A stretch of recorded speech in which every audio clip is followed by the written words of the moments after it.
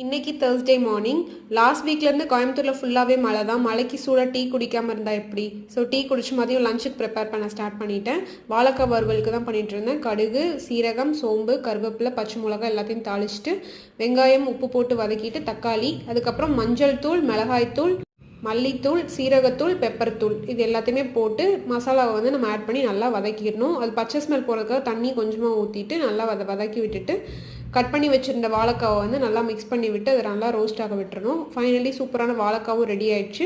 மதியம் இந்த மலைக்கு சுட சுட சாதம், வாழைக்காய் வறுவல் அண்ட் எக் ரோஸ் தான் பண்ணியிருந்தேன். எக் ரோஸ் ரொம்பவே ஈஸியான ரெசிபி தான். அடுத்து வர ஷார்ட்ஸில் அது எப்படி பண்ணுன்ற நான் ரெசிபி ஷேர் பண்ணிக்கிறேன். ஃபைனலி மதியம் லஞ்சும் முடிச்சுட்டு நைட்டு டின்னருக்கு வந்து நார்மல் தோசை வித் கார சட்னி தான் வச்சுருந்தேன். தொட்டு சாப்பிட்றதுக்கு பதிலாக இப்படி ஸ்டஃபிங் பண்ணி சாப்பிட்டா நல்லா இருக்குமே அப்படின்றதுக்காக தான் பண்ணியிருந்தேன். ரொம்பவே டேஸ்ட் நல்லா இருந்தது. என்னோட Thursday மெனு இது தான். வீடியோ பிடிச்சிருந்தா மறக்காமல் லைக், ஷேர் அண்ட் சப்ஸ்கிரைப் பண்ணுங்கள். தொடர்ந்து சப்போர்ட் கொடுங்க.